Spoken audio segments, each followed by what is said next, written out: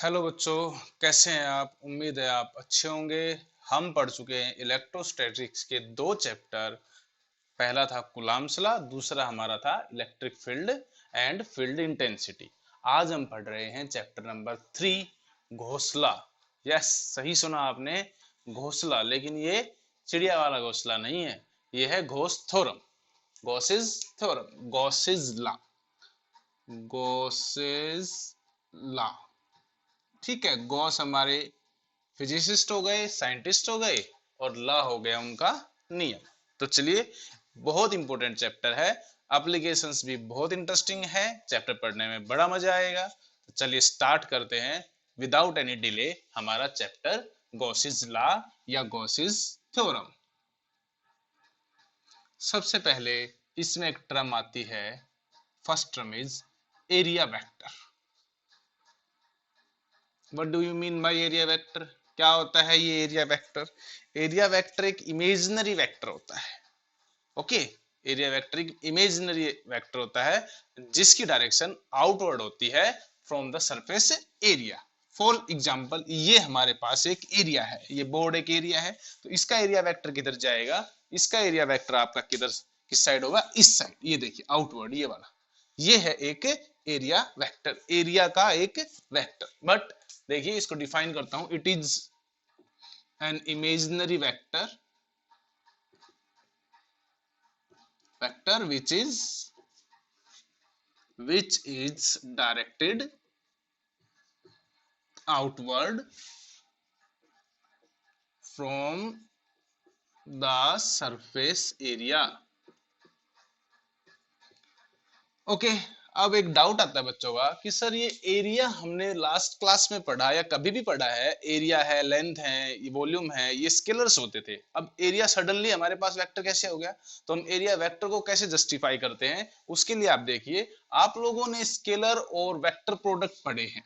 Scalar product जिसे हम dot product भी कहते थे, जिसे हम लिखते थे ए डॉट बी, रिजल्टेंट में लिखते थे A magnitude, B magnitude and cos theta, जिसे हम simply A B cos theta भी लिख देते थे। इसी तरह सिमिलरली हमने वेक्टर प्रोडक्ट पढ़ा। वेक्टर प्रोडक्ट में हम क्या लिखते थे? A cross B, A cross में लिखते थे, ए क्रॉस बी में हम लिखते थे A B sine theta, magnitude of A vector and similarly magnitude of vector B and sine of angle between the two vectors. ये हम पीछे हम पढ़ चुके हैं। ओके, अब हमारी बात होती है कि सर ए क्रॉस बी में जो हमारे पास ए बी साइन थीटा आता है, जो एक नया वेक्टर आता है ए क्रॉस बी में, वेक्टर सी।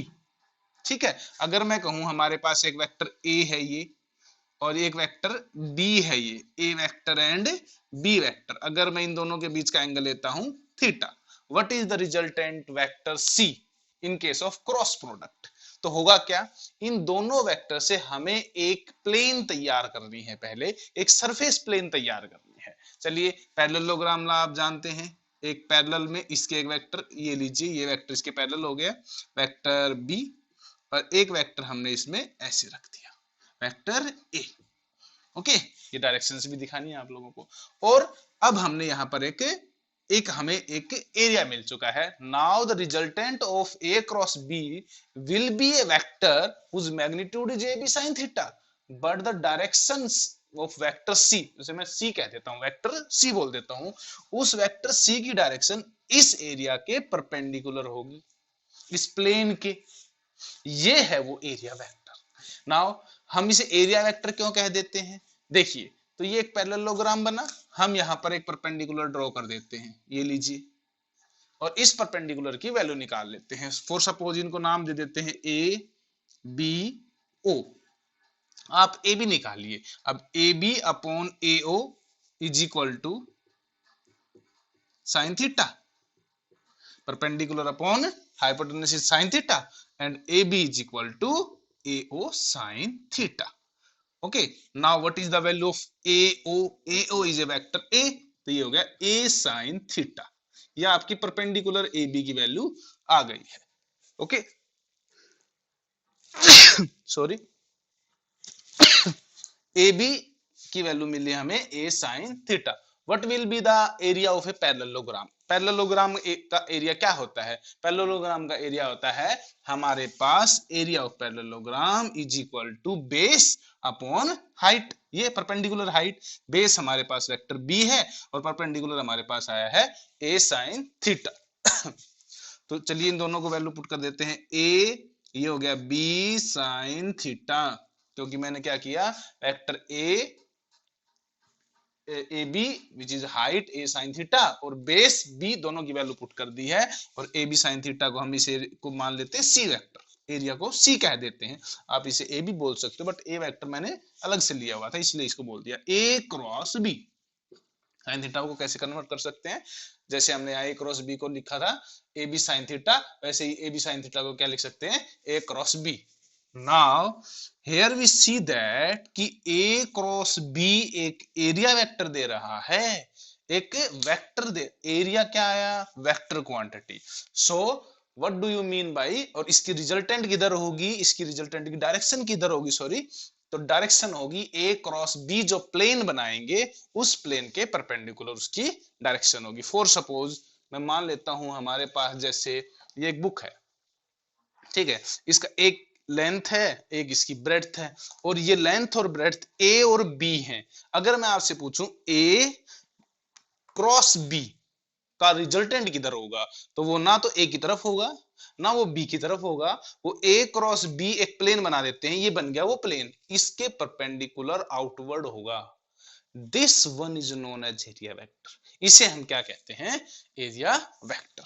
तो आई होप आप समझ गए होंगे एरिया वेक्टर क्या है। Area vector is an imaginary vector which is directed outward from the surface area, और इसका आप लोगों को इस तरह से आप लोगों को इसको समझ आ गया होगा ये सब। तो मैं इसको एक बार रब कर देता हूं, ये ओके, ये हो गया आपका एरिया वेक्टर। अगर मैं आप लोगों से किसी सरफेस एरिया का एरिया वेक्टर पूछूंगा, उसकी डायरेक्शन पूछूंगा, तो आप लोगों को किधर बतानी है, outward to the surface area बतानी है। ओके, जैसे फॉर सपोज मैं यहां पर एक क्यूब ड्रॉ करता हूं, ये लीजिए। अब इस ऊपर वाली सरफेस, ये वाली A B C D E F G H, okay, A E F B, इसका एरिया वेक्टर किधर होगा, ये रहा आउटवर्ड ऊपर की तरफ। इसका एरिया वेक्टर ये रहा, इसका नीचे वाली का ये रहा। ये वाली सरफेस देखो, ये वाली इसका किधर है, इधर आपकी तरफ। और ये देखो ये वाली सरफेस, ये वाली इसका किधर होगा, उस साइड। और इधर वाली ये वाली दीवार जो है इसका किधर होगा, इधर। तो एरिया वेक्टर एक इमेजिनरी वेक्टर होता है जिसकी डायरेक्शन सरफेस एरिया के आउटवर्ड होती है, और ये परपेंडिकुलर टू द प्लेन होता है। ये भी आप लिख लीजिए, ये एक इमेजिनरी नॉर्मल वेक्टर होता है। कैसा वेक्टर होता है, normal, normal to the surface होता है। ये हमेशा 90 डिग्री एंगल के साथ ही होता है। तो ये हमारे पास था एरिया वेक्टर। नेक्स्ट हमारे पास एक टर्म है इलेक्ट्रिक फ्लक्स। एरिया वेक्टर बहुत बार यूज होता है। जो हमारा इस चैप्टर है, ये चैप्टर गॉस थ्योरम से ही शुरू होगा, इसकी एप्लीकेशन डिस्कस करते करते ये चैप्टर एंड हो जाएगा। और बहुत इंटरेस्टिंग चैप्टर है, जैसा कि मैंने आप लोगों को पहले भी कहा। तो समझ आएगा, बहुत अच्छे से समझ में आएगा। नेक्स्ट हमारे पास हेडिंग बनती है electric flux. Electric flux, what do you mean by electric flux, phi E, phi इसका सिंबल है, फाई से हम इसको डिनोट करते हैं। देखिए क्या है, सिंपली आप लोग इसको एक बार थोड़ा सा कंसेप्चुअल समझिए। ये हमारे पास कोई एरिया है, ये रहा एक गिवन एरिया, मैंने एक पेज ले लिया, एक सीट ले ली मैंने, इसमें से जितनी फील्ड लाइंस, जितनी external electric field lines pass करती हैं, लिंक करती हैं इसको, ये देखिए ये एक यूनिफॉर्म इलेक्ट्रिक फील्ड इसको क्रॉस कर रहा है, और जितनी है the amount, the quantity, the number of electric field lines, तो इनको काउंट कर लेते हैं, 1 2 3 4, simply that number gives the value of flux. If these lines are electric field lines, this flux is known as electric flux, phi e. And if the lines are magnetic field lines, then the flux is known as magnetic flux, then we will denote it by phi m या phi b। ये हम further unit में पढ़ेंगे, next chapters में study करेंगे। तो what do you mean by electric flux, electric flux किसे कहते हैं, इलेक्ट्रिक फ्लक्स मैं लिख देता हूं, the number of electric field lines passes through A given surface area normally, ठीक है, ये देखिए नॉर्मल है, तो ये हमारे पास होगी इलेक्ट्रिक फ्लक्स। अब एक बहुत अच्छा कंसेप्चुअल सा क्वेश्चन बनता है कि सर हमें पता चल गया कि हम एक एरिया के साथ लिंक फील्ड लाइन को उसका फ्लक्स कहते हैं, उस एरिया का इलेक्ट्रिक फ्लक्स बोल देते हैं, लेकिन मैथमेटिकली हम इसको कैसे देखें? तो इसके लिए आप लोग कंसेप्चुअली एक एक क्वेश्चंस का आंसर देते जाइए और आप देखते हैं आपके पास मैथमेटिकल डेरिवेशन भी तैयार हो जाती है। जैसे अगर मैं ये कहता हूं कि हमारे पास एक गिवन एरिया है, इसका एरिया ए है, ये फील्ड लाइन ई है, तो आप मुझे बताइए इस इसी एरिया में, सॉरी इस रीजन के अंदर अगर फील्ड लाइन ज्यादा होती, एक्सटर्नल इलेक्ट्रिक फील्ड स्ट्रॉन्ग होता, पीछे से नैरो फील्ड लाइन चल के आती, तो क्या इस एरिया के साथ जुड़ने वाली फील्ड लाइंस ज्यादा हो जाती? अल्टीमेटली क्या इसका फ्लक्स ज्यादा हो जाता? तो आंसर बनता है यस। अगर मैं इसी एरिया को किसी और फ्लक्स और फील्ड में रख दूं जहां फील्ड लाइंस ज्यादा हैं, फील्ड स्ट्रॉन्ग है, तो इसका फ्लक्स ज्यादा हो जाता है। तो फ्लक्स किस पे डिपेंड कर गया? इलेक्ट्रिक फील्ड पे, है ना? जितना ज्यादा इलेक्ट्रिक फील्ड उतना ज्यादा फ्लक्स। दूसरी बात, ये सरफेस एरिया, ठीक है, अगर मैं इस सरफेस एरिया को ऐसे रखता हूं, इसके बजाय अगर मैं इसको थोड़ा सा टेढ़ा करके रख देता ऐसे, ओके, एरिया का एंगल अगर चेंज कर देता, तो देखिए कुछ लाइनें हो सकती थी, जैसे आप लोगों को एरिया ऐसे दिख रहा है अभी फिलहाल, अगर मैं इसको थोड़ा ऐसे करता तो आप देख सकते थे इसमें से पास होने वाली लाइनें ज्यादा हैं और इसमें से पास होने वाली लाइनें अब कम रह गई, क्योंकि एक दो लाइनें छूट गई टेढ़ा होने से, और अगर और टेढ़ा किया और कम हो जाएंगी और कम हो जाएंगी, और ऐसे करने पर बिल्कुल जीरो हो जाएंगी। इसका मतलब ये हुआ कि ये एरिया पे डिपेंड करता है, एरिया के एक एंगल पे डिपेंड करता है, ओनली एरिया भी नहीं। जैसे आप इसको तिरछा करते हो तो एरिया तो चेंज नहीं होता, लेकिन एरिया का एंगल एंगल चेंज हो जाता है। अगर मैं आप लोगों को कहूं, आप लोगों के पास एक बुक ऐसे है, ये देखिए ये एक एरिया है, और ये फील्ड लाइंस है, ये फील्ड लाइन ऐसे ऐसे ऐसे करके इसमें से पास हो रही, ये रही। आप लोगों को तो ये एरिया ऐसे एक लाइन नजर आएगा, इधर से देखने पर आप लोग इसको एक लाइन ड्रॉ कर सकते हो। अगली बार मैं इसको इस फील्ड लाइंस के अंदर एक लाइन के रूप में रिप्रेजेंट कर दूंगा और आप लोगों को पता चल जाएगा कि ये क्या है, ये एरिया है ऐसे रखा हुआ, जो आपको बस इतना दिख रहा है, ये वाला पोर्शन आपको दिखाई दे रहा है। अब देखो अगर मैंने इसको ऐसे ऐसे रोटेट किया तो कुछ लाइनें देखो यहां से जो पहले पास हो रही थी वो लाइनें छूट गई, और किया और किया और किया, बिल्कुल जीरो हो गई। तो आप देखते हो अगर हम किसी सरफेस एरिया को रोटेट करते हैं, मूवमेंट करते हैं, तो उससे लिंक लाइनें बदलती हैं। इसका मतलब वो एरिया के एंगल पे भी डिपेंड करता है। अब क्वेश्चन बनता है सर एरिया के कौन से एंगल पे डिपेंड करता है? अगर मैंने इस एरिया को ऐसे रोटेट कर दिया, ये देखो इस तरह से घुमा दिया, कितने एंगल पे? थीटा एंगल पे। तो अब मुझे बताइए ये एरिया ए था, ये एरिया ए था, ये वाला, तो क्या ये एरिया पे इतने पोर्शन, इस एरिया पे डिपेंड कर रहा है या एरिया के इतने पोर्शन पे डिपेंड कर रहा है? देखो ये इतने पोर्शन पे डिपेंड कर रहा है, इतने पोर्शन पे, ये इस परपेंडिकुलर लाइन पे डिपेंड कर रहा है। अगर मैं इसको और रोटेट करता हूं, ध्यान से समझे ना, और रोटेट कर रहा हूं, ये लीजिए, तो ये इस पोर्शन पे डिपेंड करता है। ये वो पोर्शन है, ये वो पोर्शन है, ये वो पोर्शन है जिस पे फील्ड लाइन डिपेंड कर रही है। ये वाला पोर्शन ही फील्ड लाइन के साथ फ्लक्स बनाता है, ये वाला नहीं बनाता। ये ऐसे है तो ये पूरा का पूरा परपेंडिकुलर उसके सामने है, अगर ये ऐसे है तो इसका ये पार्ट ही परपेंडिकुलर बच गया, कम हो गया ना, और कम किया ये वाला, तो ये आप निकालिए, ये वाला पार्ट आप निकाल लीजिए और यही हम एरिया का यहां रखेंगे। अगर हम इसको निकालते हैं, जैसे मैंने ये ए लिया था एरिया और ऐसे रोटेट किया था कितना? थीटा एंगल पे, तो मुझे ये एंगल भी थीटा मिल जाएगा।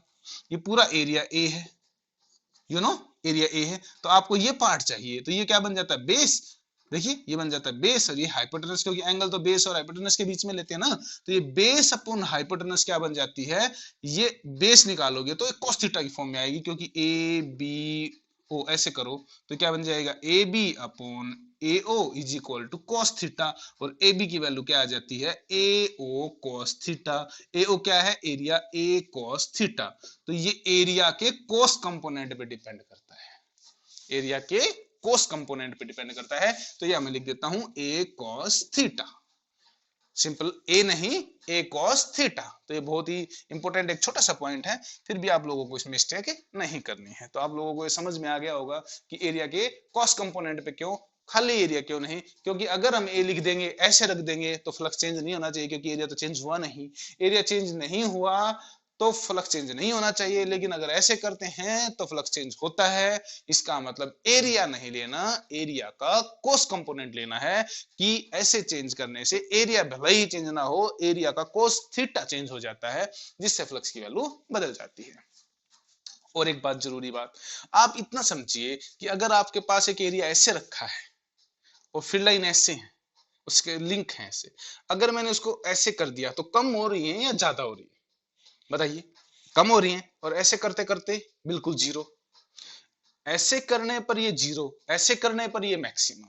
अब मुझे पहले इस एरिया का पहला एंगल बताइए ऐसे करने पर। आप कहोगे सर ये ऐसे फील्ड लाइन के साथ कितना एंगल है, तो आप उस एंगल को थोड़ा सा ध्यान से बताओगे। आप हमेशा सरफेस एरिया का एंगल बता देते हो, सरफेस का एंगल नहीं बताना फील्ड लाइन के साथ, एरिया के वेक्टर का एंगल बताना है। हमने सबसे पहली टर्म क्या पढ़ी है? Area vector. तो याद रखिए, एरिया वेक्टर का बताना है। अगर मैं कहूं ये एरिया है, तो इसका एरिया वेक्टर किधर होगा? तो आंसर है ये ऊपर की तरफ, एरिया वेक्टर ऊपर होगा इसका। फील्ड लाइन इधर थी, एरिया वेक्टर ऐसे है, एंगल बोलो दोनों में 90 डिग्री, कितना है? 90। अब 90 पे इसके साथ कोई फील्ड लाइन नहीं जुड़ी हुई है। अगर मैं इसको ऐसे करता हूं, तो क्या इसके साथ जुड़नी शुरू हो जाएंगी, ऐसे निकलनी शुरू हो जाएंगे यार पार। अब बताओ एंगल कितना हो गया? अब एंगल हो गया जीरो। कितना हो गया? जीरो। कैसे? एरिया वेक्टर इधर हो गया, फील्ड लाइन भी इधर ही हो गई, फील्ड लाइन भी इधर, एरिया वेक्टर भी इधर, एंगल इज जीरो। जीरो पे मैक्सिमम एंड जीरो पे मैक्सिमम और 90 पे जीरो आ रहा है, कौन सा एंगल है? जो जीरो पे तो मैक्सिमम आता है और 90 पे जीरो आता है, साइन तो है नहीं, कौन सा है? कॉस। तो इससे भी आपको समझ में आ जाएगा कि इसका कौन सा कंपोनेंट ही यूज करेंगे, हम कॉस थीटा कंपोनेंट ही यूज करते हैं। तो ये आप ध्यान रखेंगे कि हमेशा इसमें इस तरह से इसको कैलकुलेट करेंगे। मैं एक बार रब कर देता हूं, आप लोगों को ये पता चल गया। अच्छा, एक चीज और इसमें बहुत इंपॉर्टेंट है कि इसकी डायमेंशन क्या होंगी, इसकी एसआई यूनिट क्या होगी, सीजीएस यूनिट्स क्या होंगी। तो देखिए, इलेक्ट्रिक फील्ड इंटेंसिटी का हमारे पास होता है न्यूटन पर कुलाम, एरिया हो गया मीटर स्क्वायर, तो इसकी यूनिट हो जाती है न्यूटन मीटर स्क्वायर पर कुलाम। डायमेंशन फॉर्मूला निकाल लीजिए, ये लीजिए M L T minus two metre square, that is length का स्क्वायर हो जाएगा, और कुलाम होता है 80। तो ये बन जाएगा M L three T minus two, ये ऊपर चला गया t minus three A minus one. This will be the dimensions of area vector. Okay, I hope you understand. अब नेक्स्ट हमारे पास इसमें है कि फ्लक्स को हम इसी तरह क्यों लिखते हैं, क्या हम इसको कोई दूसरे वे से भी रिप्रेजेंट करते हैं? जनरली जो रिप्रेजेंटेशन हम पूरे चैप्टर में करने वाले हैं वो ये वाला नहीं है। ओके, वो देखिए कैसे है।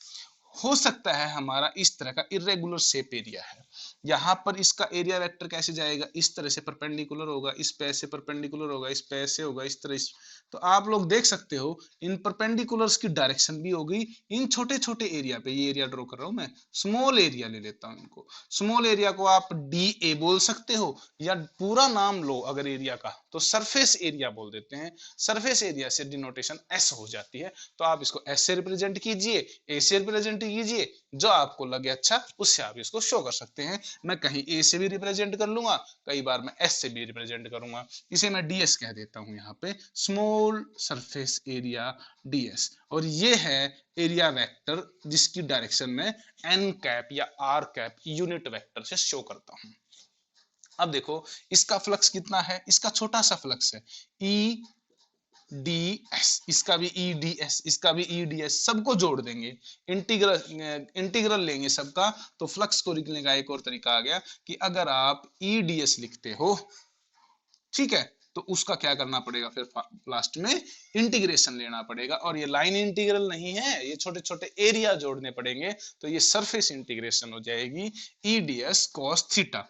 और इसे लिख सकते हैं आप लोग ई dot D S, E dot ds, क्योंकि ये डॉट प्रोडक्ट हो जाता है, कोस एंगल आ गया। तो हमारे पास हो गया कि what do you mean by electric flux, it is the surface integration of, कौन सा इंटीग्रेशन है, surface integration of electric field area, electric field line, sorry फिर से रिपीट कर देता हूं, I am sorry.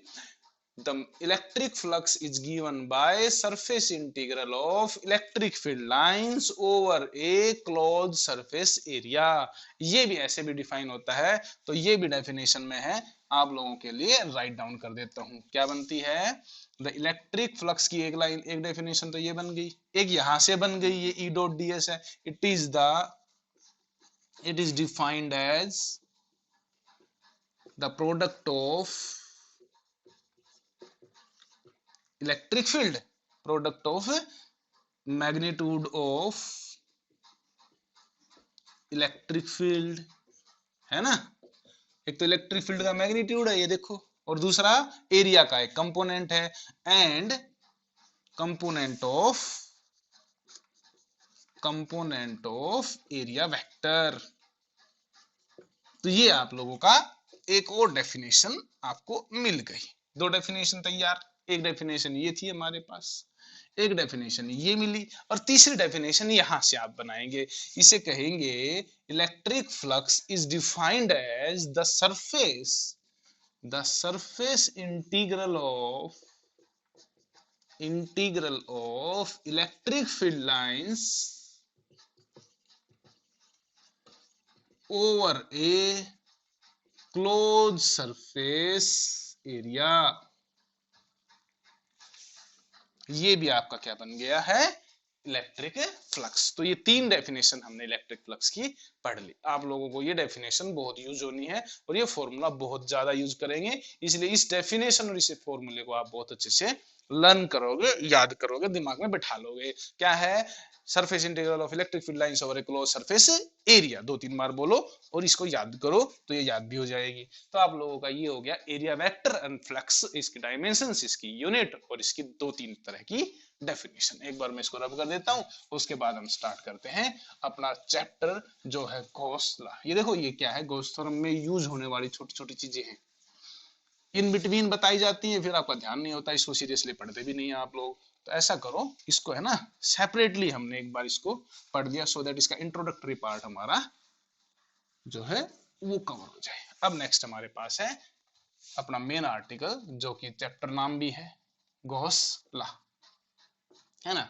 Gauss theorem या गॉस लॉ क्या है, ये क्या कहता है, अगर मैं आप लोगों को कहूं कि मेरे पास एक चार्ज है, क्यू चार्ज, एक स्टैटिक चार्ज क्या प्रोड्यूस करता है, इलेक्ट्रिक फील्ड प्रोड्यूस करता है, याद रखना, एक static charge electric field produce करता है। और एक इलेक्ट्रिक फील्ड किस पे फोर्स लगा सकता है, आंसर इज अगेन वो स्टैटिक चार्ज पे फोर्स लगा सकता है।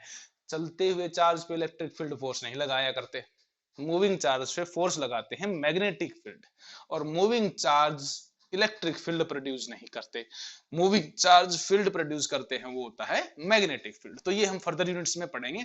फिलहाल मैंने आप लोगों को एक बेसिक सी बात बताई और पूछी फिर से, क्या कि एक टेस्ट चार्ज, एक छोटा टेस्ट चार्ज, स्टैटिक चार्ज क्या प्रोड्यूस करता है, आंसर है ये इलेक्ट्रिक फील्ड लाइंस प्रोड्यूस करता है। ये लीजिए, ये इलेक्ट्रिक फील्ड लाइंस इसने प्रोड्यूस करती भाई, ये हमने ड्रॉ भी किया होगा स्ट्रक्चर।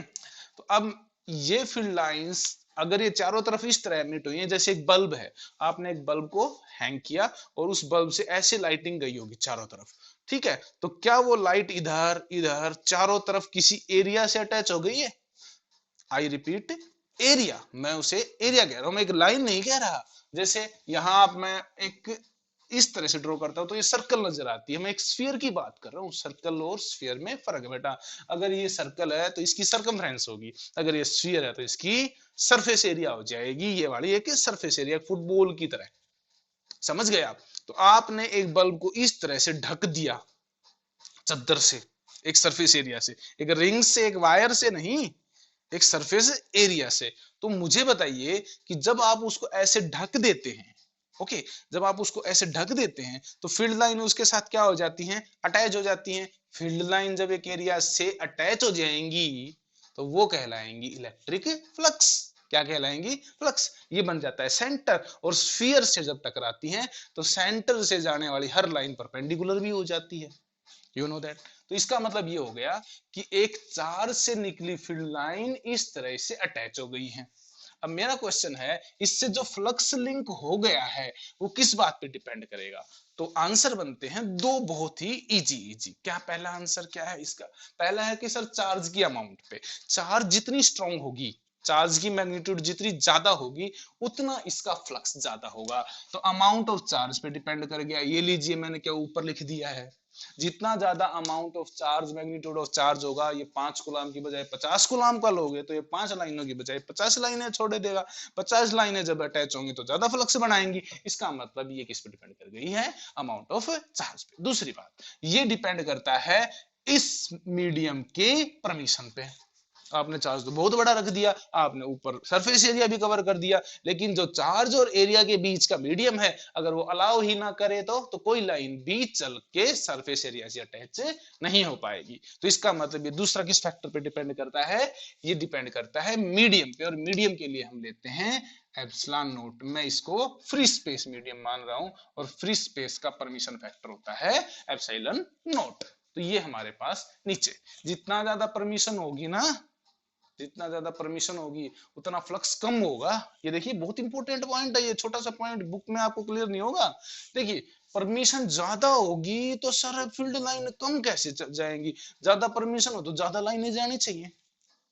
आया ना दिमाग में क्वेश्चन कि ज्यादा परमिशन फैक्टर होगा, ज्यादा, तो ज्यादा लाइनें जाती है। तो इसका मतलब, तो ये इसके इनवर्सली प्रोपोर्शनल क्यों है? डायरेक्टली होना चाहिए। आंसर है, ये परमिशन फैक्टर लाइनों के चलने का नहीं होता, फील्ड लाइनों के चलने की परमिशन नहीं मिलती, ये परमिशन फैक्टर लाइनों के एब्जॉर्ब होने का होता है। अगर 100 लाइनें चली और एब्जॉर्ब की परमिशन होगी 90, परमिशन फैक्टर ज्यादा हुआ, बताओ, एक बार परमिशन मिली 90 की, एक बार मिली 50 की, तो परमिशन कौन सी ज्यादा हुई? 90 की। लेकिन ये 90 जाने की परमिशन नहीं है, 90 को रोकने की परमिशन है। तो 90 रुक गई तो कितनी पहुंची? 10। तो जब परमिशन फैक्टर 90 हुआ तो 10 लाइनें ही अटैच हो पाई। लेकिन अगर परमिशन फैक्टर 50 होता तो 50 लाइनें अटैच हो जाती। तो इसका मतलब जितनी परमिशन फैक्टर की वैल्यू कम होगी उतना ज्यादा फ्लक्स पहुंचेगा, जितना ये परमिशन फैक्टर ज्यादा होगा उतना कम पहुंचेगा, इसलिए यूनिवर्सली है। ये हमारा बन गया Gauss law, Gauss theorem. Flux आप लोगों ने डिफाइन किया है, उसे हम लिखते हैं E dot ds, E vector dot ds vector is equal to क्या होगा? E epsilon naught. ये देखो, इसको देखकर हम इसको डिफाइन करते हैं स्टेटमेंट में। क्या कहते हैं? According to Gauss law, Gauss's law, the surface integral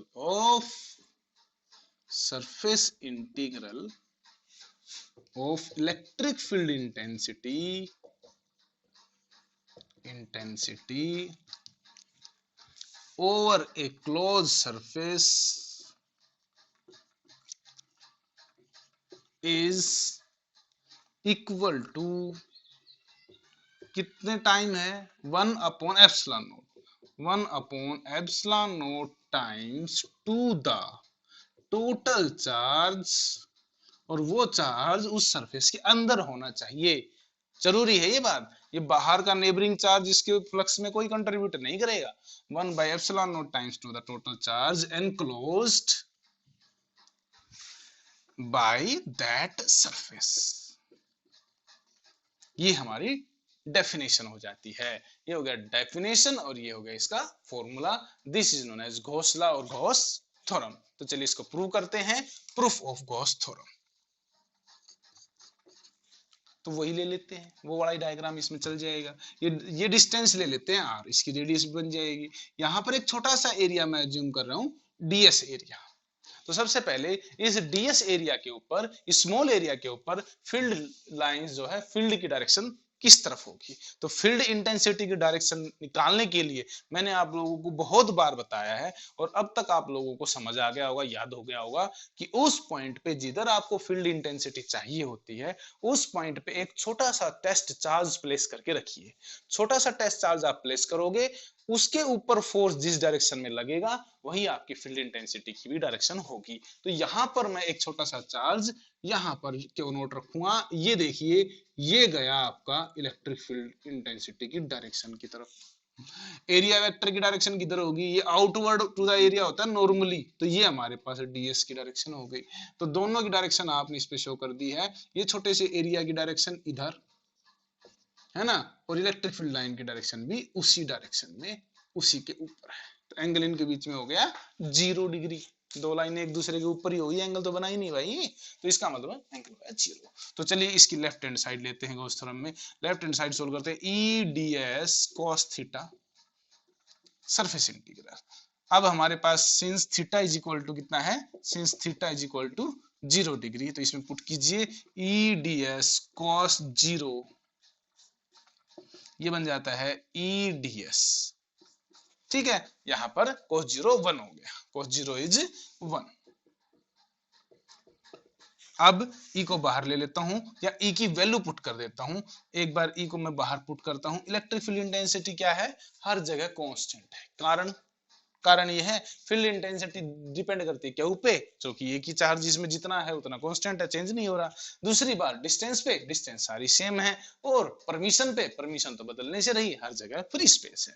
तो इसका मतलब इलेक्ट्रिक फील्ड इंटेंसिटी बाहर आ गई और एरिया का इंटीग्रेशन कर दो। ये छोटा सा एरिया किस पे लिया आपने, ये एरिया किसका है, क्या ये सिलेंडर का एरिया है, ये सर्कल का एरिया है या एक स्फीयर का एरिया है? तो आंसर है ये एक स्फीयर का छोटा सा एरिया है। उस छोटे से एरिया को आप इंटीग्रल करोगे वो बड़ा एरिया ऑफ स्फीयर बन जाएगा, और बड़ा एरिया यानी total surface area of sphere कहलाएगा। Total surface area of sphere होता है, कितना होता है बोलिए जरा फटाफट, क्या होता है 4 पाई रेडियस का स्क्वायर। तो ये ई की वैल्यू भी पुट कर देता हूँ साथ साथ, क्यों भाई 4 pi epsilon naught R square, और इसकी हो गई 4 पाई आर स्क्वायर। ये फैक्टर सोल्व हो गया, कितना हो गया 4 pi R square. 4 pi R square से कैंसिल आउट हो गया, आंसर आया Q by epsilon naught which is equal to right hand side is the proof of Gauss theorem.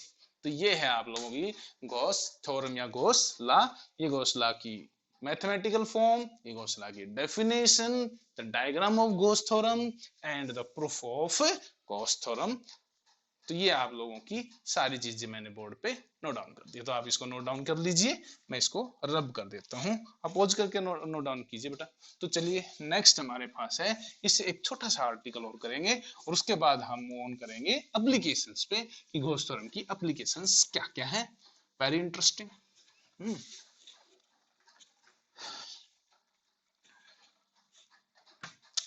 Okay, तो नेक्स्ट हमारे पास है deduction of Coulomb's law from Gauss theorem. घोषला भी बोल सकते हो, है ना। शुरू शुरू में बच्चे घोषला को बहुत बार बार बोलने की कोशिश करते हैं, क्योंकि वो उसमें भी थोड़ा सा मजाक ढूंढते हैं, घोषला घोषला करते हैं। बाद में आदत हो जाएगी बेटा। पास आउट बच्चों को घोषला का हो गया तो उनको कुछ हंसी मजाक नहीं नजर आएगी, उसे घोषला से याद आएगी कि वो चैप्टर वो पढ़ना और वो सब, वो तो सीरियस हो जाएंगे देखना। तो गॉस थ्योरम या गॉस लॉ से हम डिड्यूस करना चाह रहे हैं कूलॉम्स लॉ को। तो इसका जो डायग्राम है मैं वो बना देता हूँ। ये मैं एक चार्ज लेता हूँ क्यू, ये इससे दूरी पर यहाँ पर r डिस्टेंस पे ये एक सरफेस अज्यूम करता हूँ जहां फील्ड इंटेंसिटी सेम है। ऐसी सरफेस को कहते हैं गॉसियन सरफेस। गॉसियन सरफेस क्या होती है, ये एक इमेजिनरी सरफेस होती है, imaginary surface at which the field intensity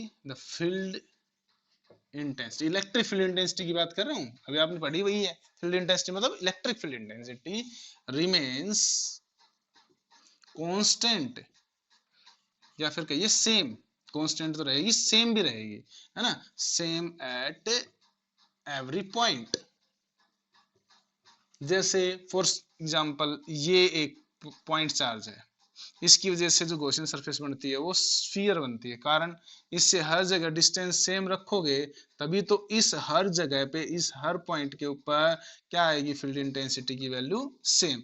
तो ऐसी सरफेस जो ये स्फीयर तैयार हो गई ये गॉसियन सरफेस है। ओके, ये होती नहीं, हम इमेजिन करते हैं एक चार्ज के चारों तरफ अगर हमें एक ऐसी सरफेस चाहिए जो सेम इंटेंसिटी दिखाती हो तो ये बन जाती है आप लोगों की गॉसियन सरफेस। अगर मैं आप लोगों से कहूं एक लाइन की वजह से कैसी बनेगी, ये लाइन है जिस पे चार्जेस रखे हैं ऐसे वाले ये रहे, तो इसकी वजह से सिलेंड्रिकल बन जाती है। जैसे एक बल्ब होगा तो वो स्फीयर की फॉर्म में लाइट देगा, और एक ट्यूबलाइट होगी तो वो ट्यूबलाइट तो इस तरह सिलेंड्रिकल शेप में लाइट को एमिट करेगी। तो ये सिलेंड्रिकल गॉसियन सरफेस बन गई। एक सीट होती है, ऐसे सीट ले ली मैंने, है ना, उस सीट की वजह से भी गॉसियन सरफेस याद रखना कि कैसी बनती है, सिलेंड्रिकल बनती है। ये कुछ आप लोगों को याद भी रखनी है, और जब हम एप्लीकेशंस करेंगे तो इनको और ज्यादा डिस्कस करेंगे। तो ये थी हमारी गॉसियन सरफेस और उससे बनने वाली कुछ डायग्राम्स या इमेजेस। तो अब हमारे पास है हमारा जो आर्टिकल हम मूव ऑन करते हैं वो क्या है, deduction of Coulomb's law from Gauss law. Let us consider a charge is placed Q and we have to deduce Coulomb's law. तो चलिए हम इसको डिड्यूस करते हैं। As we know हमारे पास Gauss थ्योरम क्या है, वो है EdS is equal to Q by epsilon naught. चलिए इसको थ्योरेटिकली फटाफट बोल के दिखाइए। Surface integral of electric field intensity और ए क्लोज सरफेस एरिया। बहुत बार बोलना है आप लोगों को। इसको सोल्व करते हैं, left hand side right hand side दोनों इक्वल एक साथ लेके चलेंगे अब की बार। तो E D S cos theta is equal to Q by epsilon naught. Surface integral no doubt वो भी रहेगा। ई डी एस, ई बाहर ले लेता हूँ, ई इसका एरिया क्या होता है 4 पाई आर स्क्वायर। एंगल क्या है यहाँ पर देखिए, ये डी एस है, इसका बाहर हो गया, इलेक्ट्रिक फील्ड इंटेंसिटी भी बाहर हो गई, तो थीटा की वैल्यू कितनी हो गई 0। कोस 0 कितना हो जाता है 1। तो ये कोस 0 1 को लिखना नहीं, क्यों भाई epsilon naught. Electric field intensity की वैल्यू यहाँ से आ जाएगी वही आपकी, देखिए बड़ी value 4 pi R square epsilon naught, ये वैल्यू ही की आ गई। If also as we know the force experienced by a test charge Q naught which is placed in electric field E is given by, हमने पढ़ा है Q epsilon naught, यानी Q naught E, epsilon naught नहीं sorry, Q naught E। Electric field E में Q naught को रखो, वो कितना फोर्स महसूस कर लेगा, F फोर्स महसूस कर लेता है। F is equal to Q naught E। इसके अंदर आप लोग रख दीजिए value of E Q naught into Q by 4 pi epsilon naught R square. Q naught, ये रहा Q नोट और ये रहा Q नोट। आर डिस्टेंस पे रखे कितना फोर्स महसूस कर रहे हैं, Q1 Q2 बाई 4 पाई, यानी Q1 Q2 Q naught 4 pi epsilon naught R square which is Coulomb's law. ये क्या है, विच इज कूलम्ब्स लॉ। तो कूलम्ब्स लॉ किससे ड्राइव हुआ भाई, कूलम्ब्स लॉ ड्राइव हुआ हमारा घोंसला से। तो घोंसला से हम चले लेकर और पहुंचे कहां, कूलम्ब्स जी के घर पे। तो ये था हमारा डिडक्शन ऑफ कूलम्ब्स लॉ। तो ये हमारा आज की क्लास, आज का लेक्चर हुआ। नेक्स्ट क्लास में हम डिस्कस करने वाले हैं एप्लीकेशंस ऑफ गॉस थ्योरम। उम्मीद करेंगे एक ही क्लास में इसको गो थ्रू करें। उसकी 5 से 6 एप्लीकेशंस हैं, बहुत इंपॉर्टेंट है सारी की सारी, और बहुत इजी और इंटरेस्टिंग भी है। तो चलिए नेक्स्ट क्लास का वेट करते हैं। तो ये था आपका आज का लेक्चर, इसको आप नोट डाउन कर लीजिए, नोट्स साथ साथ बनाइए। जितने न्यूमेरिकल कराए जाते हैं ग्रुप में भेजे जाने वाली हर चीज को आपको फेयर नोटबुक में लिखना ही है। ओके, बाद में मैं यूट्यूब चैनल के डिस्क्रिप्शन बॉक्स में भी पीडीएफ बना के पूरे चैप्टर का एक साथ लिंक दे दूंगा, उससे आपको पूरी चैप्टर के नोट्स एक साथ अवेलेबल हो जाएंगे। कुछ एक्स्ट्रा पॉइंट्स भी रहते हैं। अब बच्चे कहते हैं सर प्रीवियस नोट्स हैं हमारे पास, या प्रीवियस नोटबुक है किसी की ले ली। हर साल कुछ ना कुछ अमेंडमेंट होते हैं बेटा, मैं भी कुछ ना कुछ सीखता हूँ, उसमें डालने की कोशिश करता हूँ। आप लोग जस्ट कॉपी पेस्ट की वो चीजें मत किया करो, आप पढ़ो, आपको लाइव मिल रहा है, सब कुछ पढ़ाया जा रहा है, क्लासरूम फैसिलिटी जैसा महसूस होता है, तो आप कीजिए। ओके, वीडियो को लंबा नहीं करना चाहता मैं। थैंक यू बच्चों।